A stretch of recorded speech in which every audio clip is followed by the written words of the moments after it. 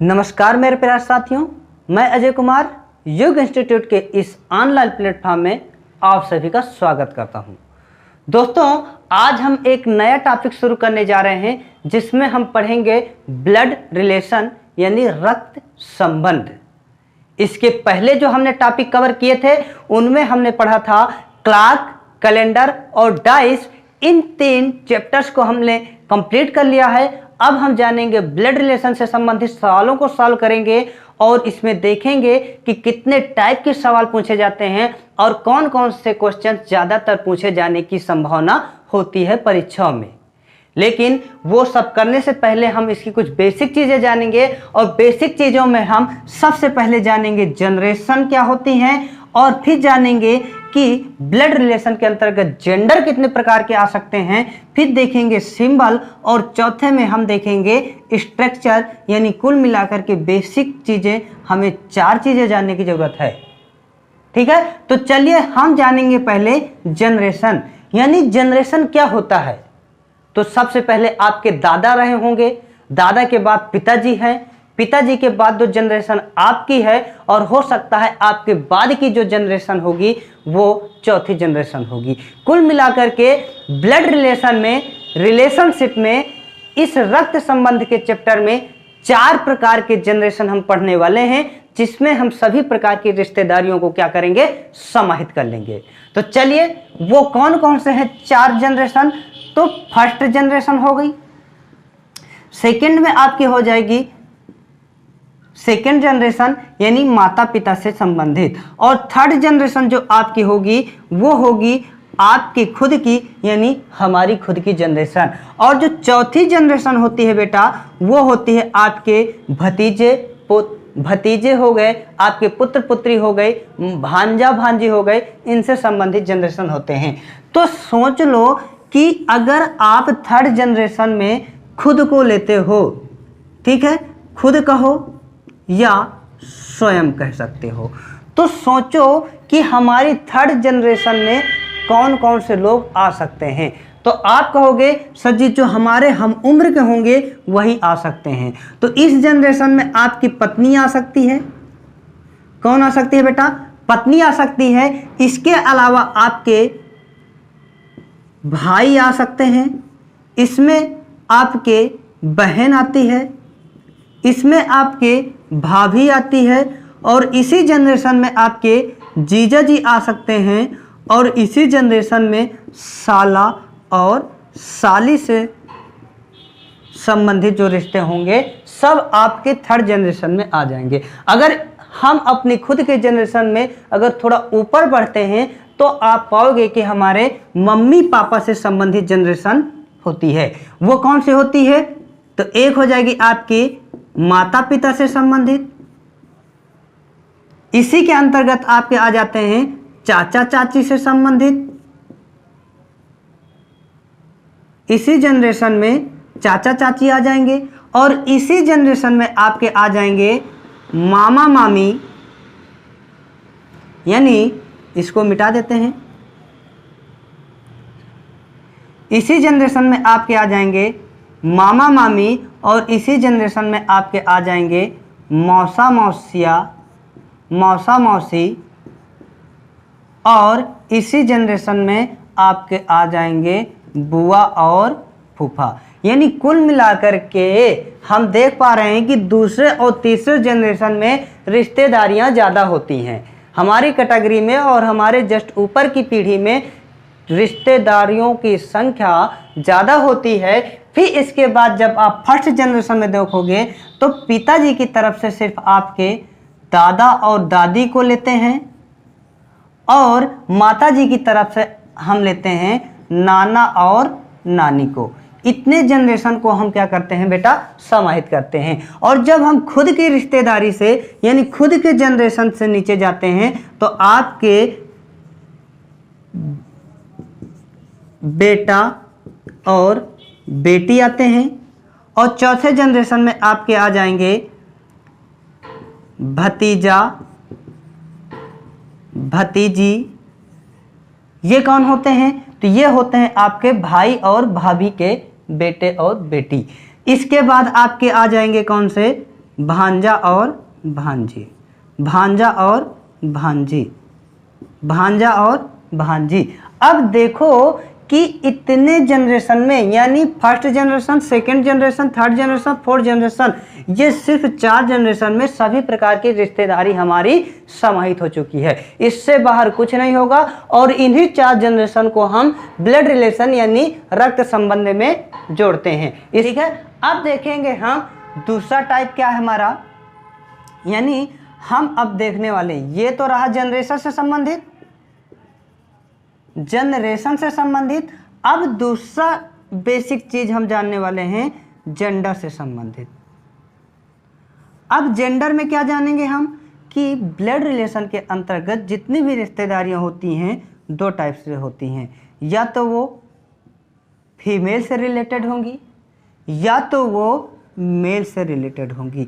और जो फीमेल होंगे बेटा, जो फीमेल होंगे तो हम उनको या तो ट्रायंगल से दिखाते हैं या फिर आप उनको स्टार से दिखा सकते हैं। और जो मेल होंगे उनको आप ट्रायंगल से दिखा दीजिए या फिर आप उनको दिखा दीजिए किससे, प्लस से दिखा दीजिए। ये आप पर निर्भर करता है कि आप किससे दिखाना चाहोगे। हम तो पूरे टॉपिक में इस सिंबल को लेकर के चलेंगे। ठीक है, आप चाहो तो इस सिंबल को ले सकते हो, आप चाहो तो अपने अनुसार और भी सिंबल ले सकते हैं, लेकिन पूरे टॉपिक में आप एक ही सिंबल को लेकर के चलिएगा, क्योंकि इससे कंफ्यूजन की स्थिति नहीं रहेगी। ठीक है, तो इस प्रकार से हमने देख लिया सिंबल, यानी फीमेल के लिए सर्किल और मेल के लिए हम इसको दिखाएंगे ट्रायंगल से दिखाएंगे, और फीमेल मेल। ये रही जेंडर की बात। अब रही स्ट्रक्चर की बात कि हम स्ट्रक्चर में क्या बात करने वाले हैं। ठीक है, तो चलिए देखते हैं उसको। चलिए अब हम देखने वाले हैं क्या, स्ट्रक्चर, यानी सवालों को हम किस प्रकार से ढांचा तैयार करके सॉल्व करेंगे, उसका किस प्रकार से स्ट्रक्चर बना करके हम क्वेश्चंस को तुरंत सॉल्व करेंगे। तो स्ट्रक्चर में आपको सिर्फ इतना देखना है बेटा कि जो आप सिंबल, यानी आपको अगर दिखाना हो भाई बहन को, भाई बहन को अगर स्ट्रक्चर आपको दिखाना हो तो आप दिखाओगे इस लाइन से, यानी एक बड़ी लाइन से। ठीक है, यानी कुल मिलाकर के ये जो लाइन होगी एक ही जनरेशन के लोगों को दिखाने के लिए होते हैं। ठीक है, यानी अगर मैं कह दूं कि ए और बी, ए और बी, तो आप क्या कहोगे कि ये दोनों क्या है बेटा, बहनें हैं। ये दोनों क्या है बेटा, बहनें हैं। अगर इसी में मैं दिखा दूं कि ए और बी, तो आप कह दोगे ये दोनों क्या हैं, भाई हैं।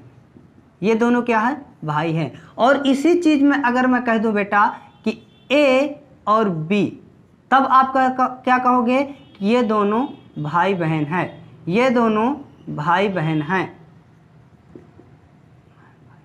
बहन भाई हैं। इसमें बहन हो जाएगी ए और भाई हो जाएगा बी, क्योंकि सर्किल को हम दिखाते हैं कि वो फीमेल है और ट्रायंगल में हम दिखाते हैं कि वो मेल है। इस प्रकार से हम एक ही जनरेशन के लोगों को सिर्फ बड़ी लाइन से दिखाते हैं, और जब आपको दिखाना हो, क्या दिखाना हो कि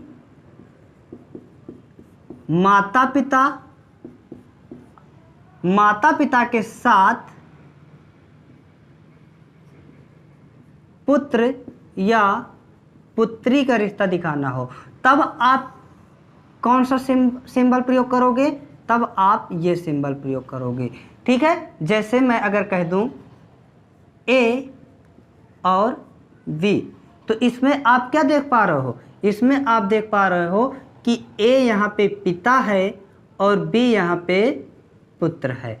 अगली चीज अगर मैं कह दूं ए और बी, तो यहाँ पे आप कहोगे कि ए माता है और बी क्या है, यहाँ पे पुत्र है। इसी चीज में अगर मैं कह दूं ए और बी, तो इसमें आप कह दोगे ए माता है और बी क्या है, पुत्र है। ठीक है, तो जब माता पिता और पुत्र पुत्री में से किन्हीं दो का रिश्ता हमें दिखाना है, तो उनके लिए आप ये सिंबल एक खड़ी लाइन प्रयोग करोगे। यानी आपको एक ऊपर वाली जनरेशन के जस्ट नीचे वाली जनरेशन को दिखाना हो, तो तो आप इस स्ट्रक्चर से दिखा सकते हो। ठीक है। तीसरी चीज है कि जब आपको पति पत्नी का रिश्ता दिखाना हो, पति और पत्नी का, तब आप क्या करोगे? तो आप इतना सोच लो कि A plus B, A plus B, यानी ये जुड़ कर रहेंगे हमेशा, कभी भी अलग नहीं हो सकते। पति पत्नी हमेशा साथ रहेंगे, इसीलिए उनको हमने जोड़ कर रखा है। यानी कुल मिलाकर के जब प्लस से दिखाएंगे तो हम समझेंगे कि इनमें से एक पत्नी है और एक पति है। ये रहे कुछ स्ट्रक्चर। और देखो एक चीज, अगर मैं स्ट्रक्चर इस प्रकार से कुछ बना दूं, C D E और यहाँ पे F, तो आपको इसमें क्या करना है? रिश्तेदारी बताना है। अब इस स्ट्रक्चर में हमें बताना है कि A का संबंध B से क्या होगा। दूसरी चीज, E का संबंध D से क्या होगा। अब यहाँ पे देखो एक चीज ध्यान देने की और जरूरत है बेटा, कि हम रिश्तेदारी हमेशा बताते हैं A का B से अगर रिश्ता बताना है तो हम रिश्ते बताएंगे A का, ना कि से का। तो कुल मिलाकर के हम रिश्तेदारी जब बताते हैं तो से का की ओर चलते हैं। अब यहाँ पे देखो क्या रिश्ता पूछा है कि A का संबंध B से क्या होगा। तो A का संबंध पूछ रहा है ना, यानी कुल मिलाकर के A का संबंध किससे? B से। हम से का की ओर चलते हैं। तो ये कौन होंगे? यानी इन दोनों में रिश्तेदारी का है रिश्ता पत्नी और पति का। तो हम क्या बताएंगे कि यहाँ पे आंसर हमारा आ जाएगा पत्नी। ई का संबंध डी से बताना है। किसका बताना है बेटा? ई का बताना है। तो ई का संबंध डी से बताना है, यानी कुल मिलाकर के हमें यहाँ से यहाँ पहुँचना है ना, डी से ई तक पहुँचना है। कैसे पहुँचेंगे? तो ये एक बॉय है, यानी एक लड़का है, यानी एक मेल है, और इस मेल के बगल में जो होगी वो इसकी बहन होगी।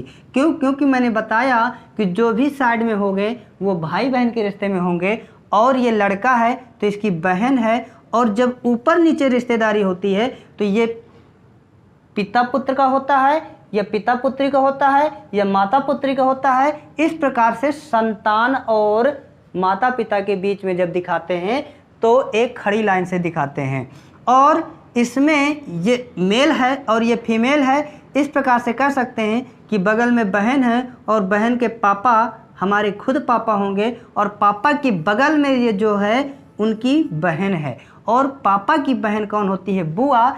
इस प्रकार से ई का संबंध हो जाएगा क्या? बुआ का। किससे? डी से। यानी कुल मिलाकर के ई कौन लगेगी? डी की।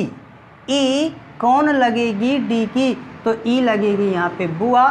इस प्रकार से हम स्ट्रक्चर जो हमारा बनेगा और उससे हम रिश्तेदारियों को निकालते हैं। ये रही कुछ बेसिक चीज़ें। अब हम जानेंगे कि टाइप्स ऑफ क्वेश्चन, कितने प्रकार के प्रश्न पूछे जा सकते हैं और कौन कौन से प्रश्न इंपॉर्टेंस होंगे। इस सब चीज़ों में हम बात करेंगे। तब तक के लिए मैं आपसे विदा चाहूँगा। आप हंसते रहिए, मुस्कुराते रहिए और देखते रहिए युग इंस्टीट्यूट ऑफ एजुकेशन का ये एजुकेशनल प्लेटफॉर्म। ओके दोस्तों, तब मिलते हैं हम आपसे अगली क्लास में। ओके, धन्यवाद, थैंक यू। जय हिंद, जय भारत, वंदे मातरम।